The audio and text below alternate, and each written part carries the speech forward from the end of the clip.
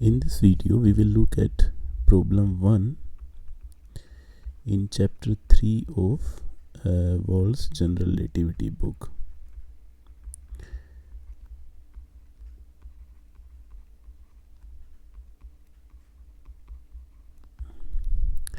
This problem has 3 parts. In the part A, we have to show that if there's a covariant derivative del A, if we have a covariant derivative del A which does not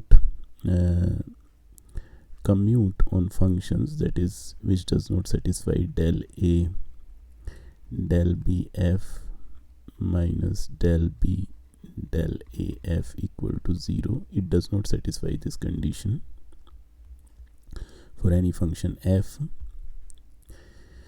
then we have to show that there exists a tensor field TCAB which is antisymmetric in these lower two indices, such that del A del BF minus del B del AF is equal to TCAB minus TCAB del CF.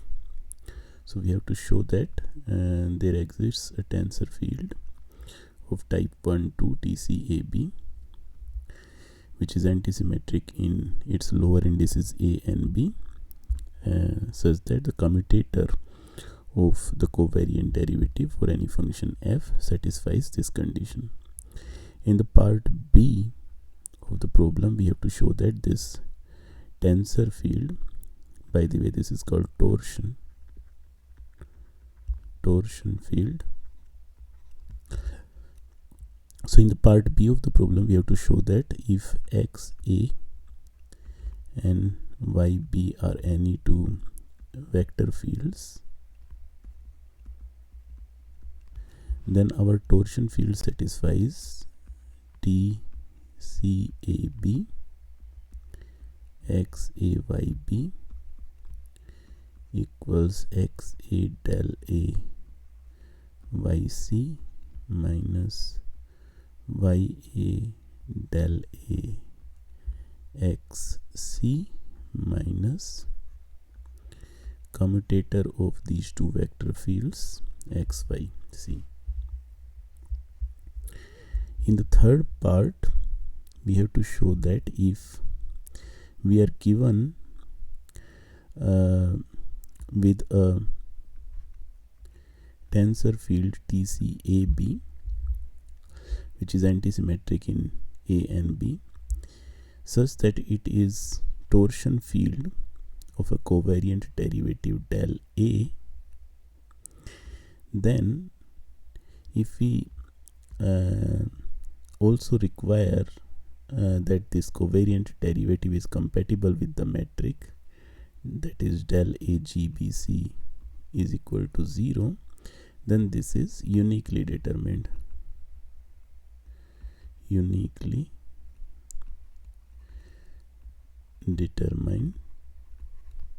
If this condition is satisfied and if torsion field is also given to us.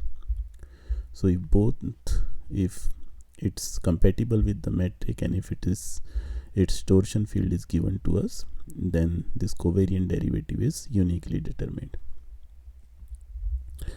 So now let us first look at the first problem.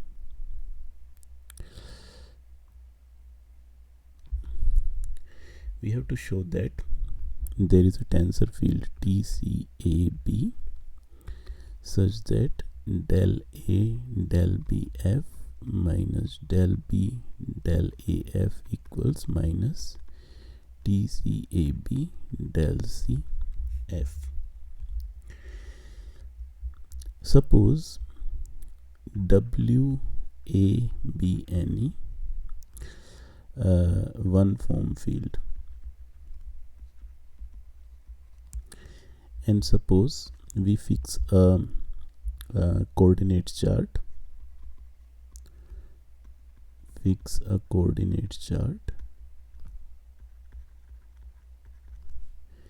and let del AB covariant derivative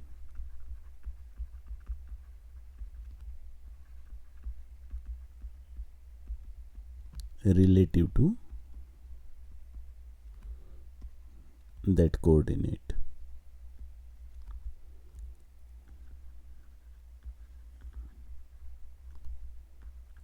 That coordinate chart. So del A is our covariant derivative relative to our fixed coordinate chart. Then we can write del A omega B as del A omega B, where del A is relative to fixed coordinate chart, minus gamma CAB omega C, where these are Christoffel symbols relative to our fixed coordinate chart. So if we exchange these two indices A and B, then we can write del B omega A equals del B omega A minus gamma CBA omega C. So if we take the difference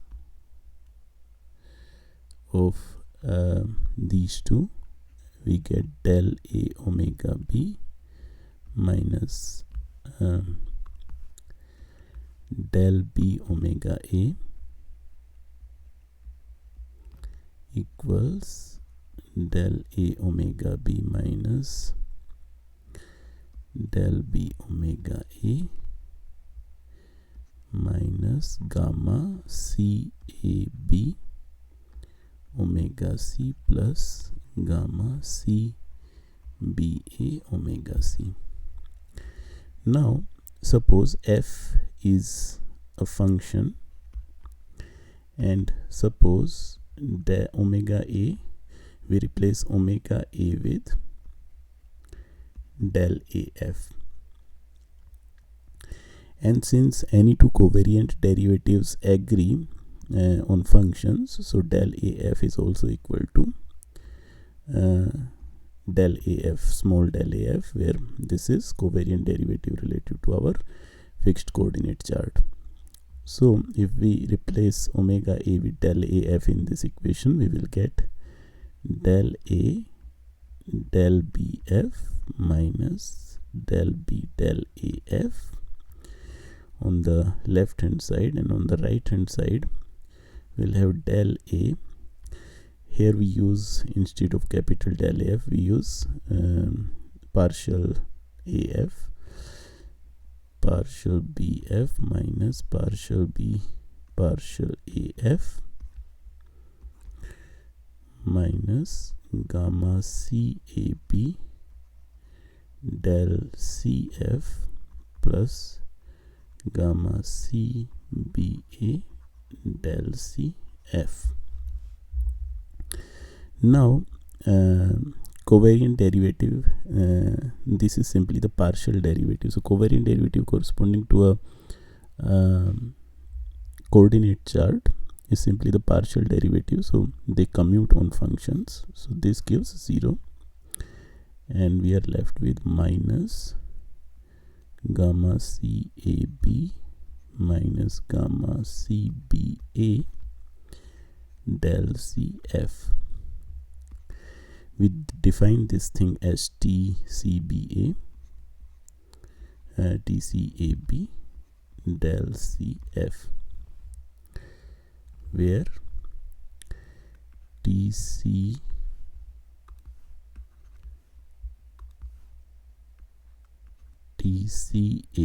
is gamma CAB minus gamma CBA.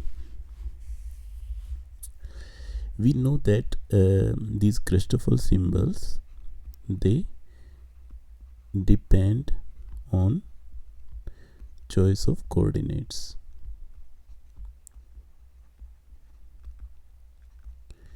However, the difference, if we anti-symmetrize AB, that is take the difference of gamma CAB and gamma CBA, then the difference TCAB will not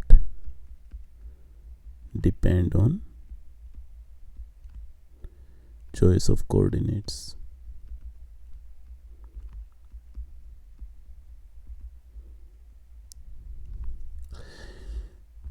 We can see this by explicitly writing down the coordinate transformation rules of Christoffel symbols, and then verifying that the coefficients of this tensor, this object, transform correctly as a 1-2 tensor. So that is one of the ways to verify that this object is a tensor of type 1-2, that is, its definition does not depend upon choice of a coordinate system, by using the transformation properties of Christoffel symbols. Another way to see that this defines a tensor independent of coordinates, we note that if f and g are any two functions such that at a point P, del AF and del AG, at a point P, we are given a point P, suppose, and at that point these two functions have the same derivative, then at that point this commutator of the covariant derivative del A del BF minus del B del AF at that point will also be equal to the commutator of covariant derivative on this function g.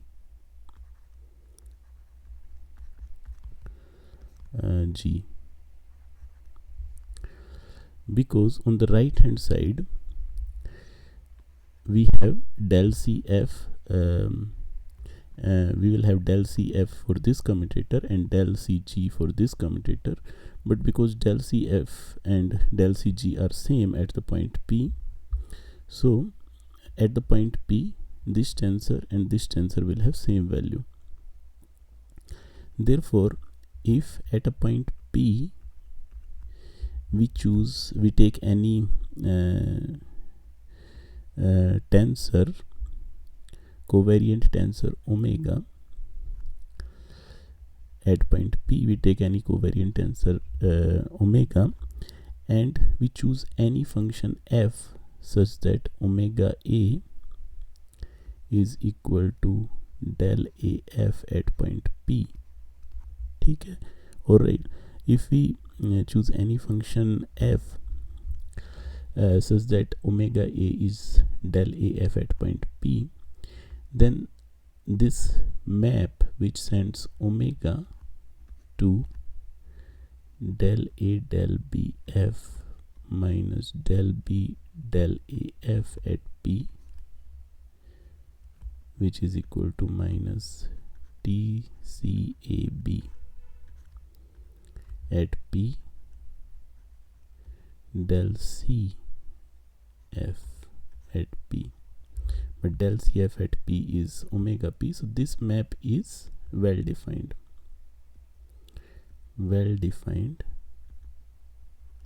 independent of choice of f. So this map which takes omega A to this tensor defines a tensor of rank 1, 2. Hence TCAB is a well-defined tensor.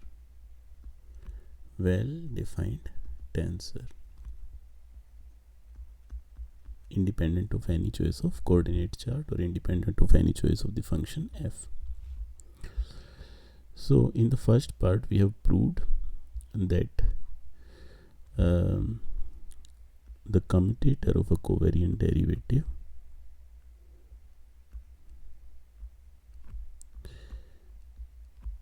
del p del af is equal to minus TCAB del CF, where T is a tensor of rank 1, 2, which is antisymmetric in the lower two indices, antisymmetric in AB. It is antisymmetric in AB because it is difference of given by the difference of gamma CAB minus gamma CBA. So this is our torsion tensor. In the second part B of the problem, we have to show that if x and y are any two vector fields, then TCAB XAYB equals XA del AYC minus YA del A XC minus commutator of XYC. Now, in order to show this identity, suppose let f be any function, then by the definition of the covariant derivative, we have value of when this vector field x acts on f, then the function new function which is obtained by action of x on f is same as xa del af, that is covariant derivative of f in the direction of x. So this is one of the conditions which is required to be satisfied by the covariant derivative. Similarly, yf is ya del af, and xy is also a vector commutator of x and y. Let us call it w, commutator of x and y. Suppose we denote it as vector w, then wf will also be wc del cf. Now, if by definition of this commutator we also have wf, first of all we have wf equal to wc del cf, but by definition of the commutator we also have wf equal to x yf minus y xf. So this is simply the definition of the commutator of two vector fields. So commutator of x and y acting on a function f will simply be vector field x acting on function yf minus vector field y acting on function xf. Now this is x, but yf we have written before, yf is ya del af. Let us write it as yb del bf minus y. X acting on f is xb del bf. Now x acting on this function will be xa del a yb del bf minus ya del a xb del bf. If we expand this derivative, then we'll get xa. First term will be del a acting on yb, del bf plus yb del a del bf minus ya del axb del bf plus xb del a del bf.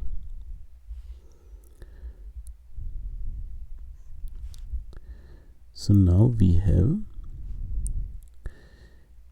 xa del a yb minus ya del axb, this term and this term, and we take del bf common,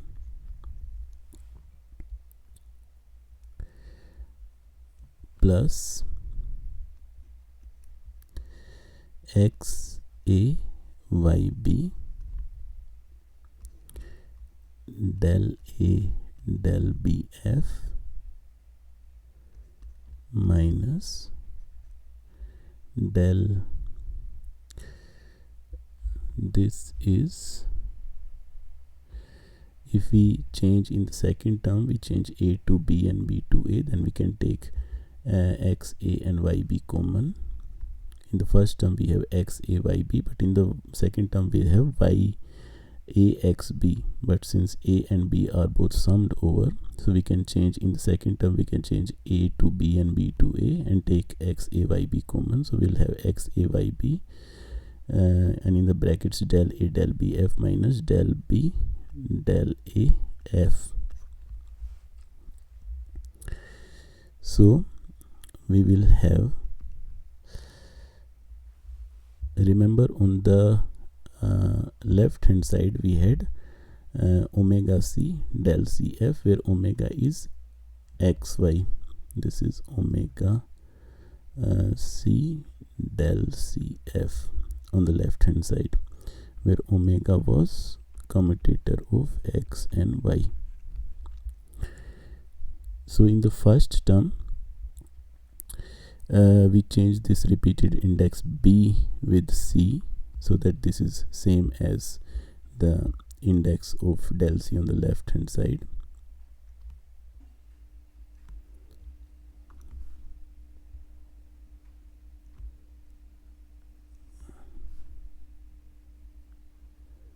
B is changed to c, and here del a del bf minus del b del af, we have seen before, we have proved that this is equal to minus tcab del cf. Therefore we have an identity which is true for any function f. We can take del cf common. This is true for any function f, which is possible only when we have omega c equal to xa del a yc minus ya del axc minus xa yb tcab, or we take t on the left hand side, tcab xayb equals xa del a yc minus ya del a xc minus omega c, where omega was commutator of x and y, xyc. So this is what we had to prove in the part B of the problem.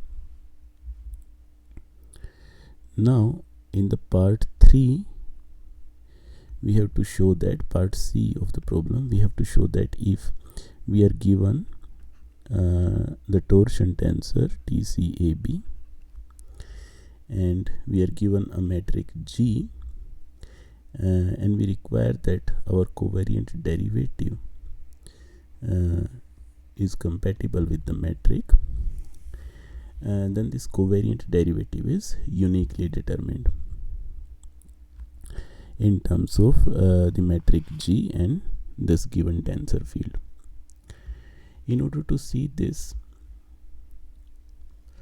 we first note that if we fix suppose we fix a coordinate chart and del A is covariant derivative relative to that chart, then relative to this coordinate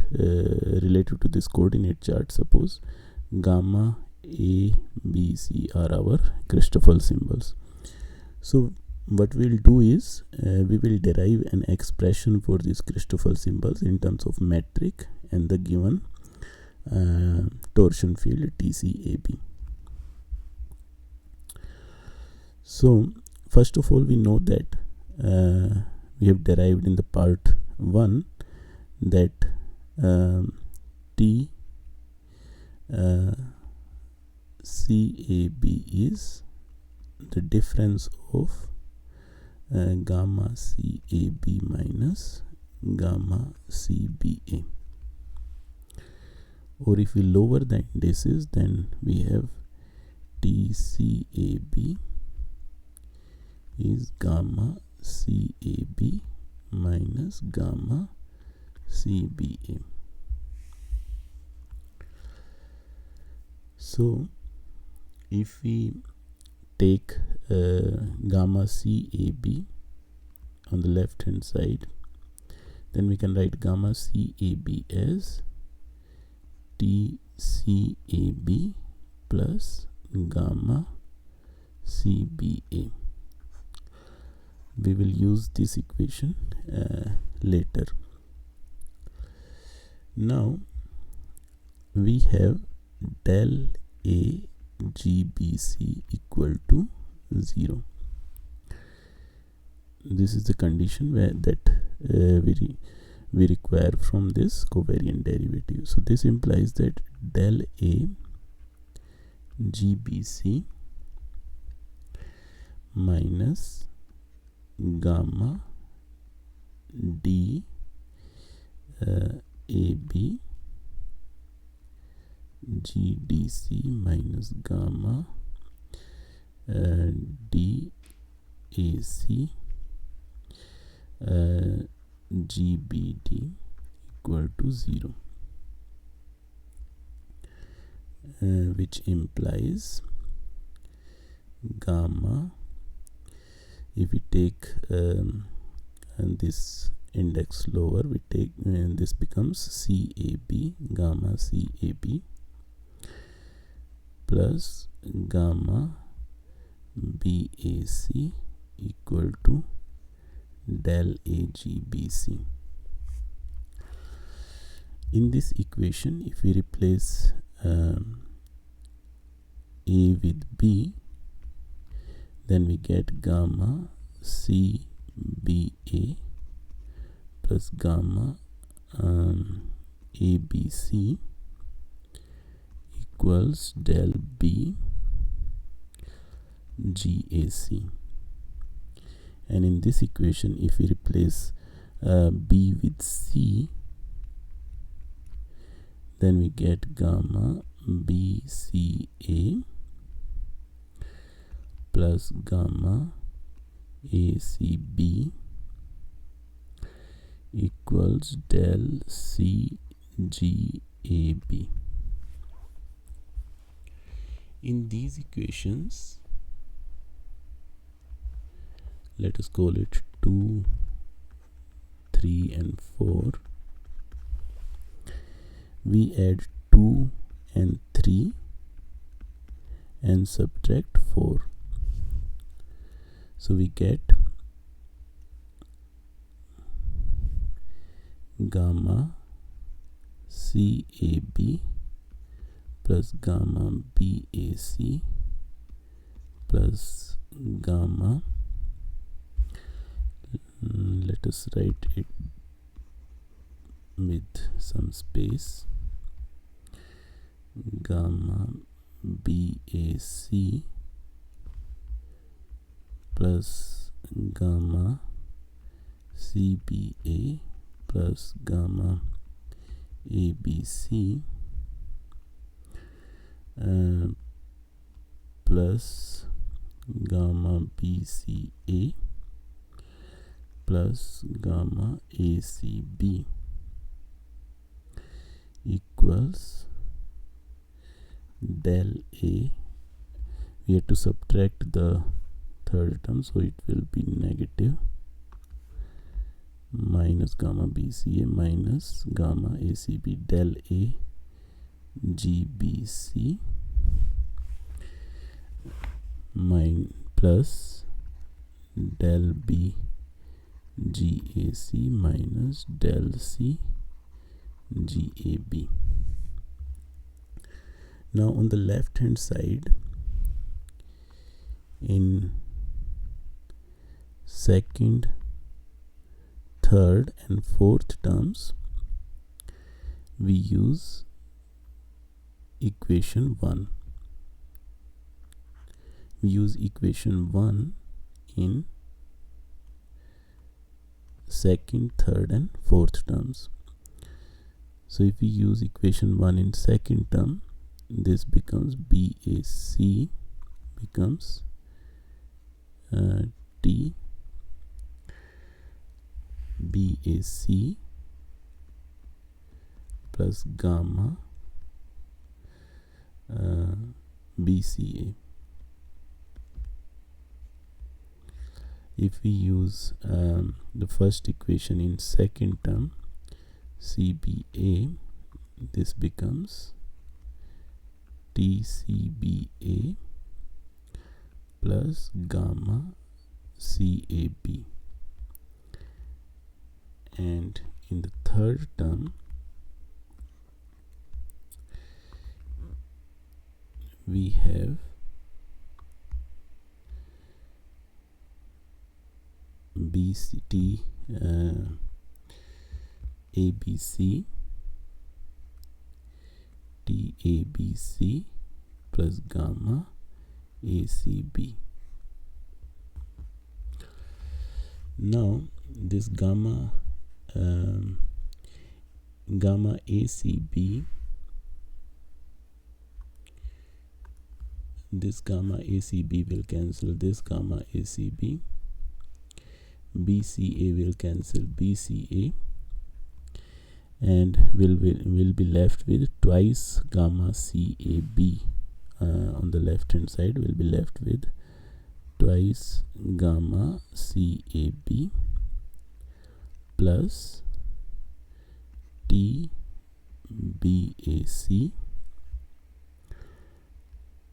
plus TCBA and plus TABC. And on the right hand side, we have del A GBC plus del B GAC minus del C GAB. So we can see that gamma CAB is uniquely determined, and it is given by gamma CAB equals 1/2 of this thing is 1/2 del A GBC plus del B GAC minus del C GAB minus 1/2 of TBAC plus TCBA plus TABC. This is the first term on the right hand side is gamma, let us denote it as gamma tilde ABC. This is simply Levi-Civita connection, and the second term we denote as KABC, KCAB. Second term we denote as, the first term is also gamma tilde CAB. This is Levi-Civita, and the second term KCAB, where KCAB we have defined it to be minus 1/2 TBAC plus TCBA plus TABC. This is a tensor which is completely defined in terms of the torsion tensor TBAC. This index is lowered using the metric, so this is defined in terms of the metric and the given torsion tensor, and this is called contortion tensor. So our connection is completely determined in terms of the metric and the given torsion tensor. The first part is the Levi-Civita connection, and the second part is given in terms of the given torsion tensor field.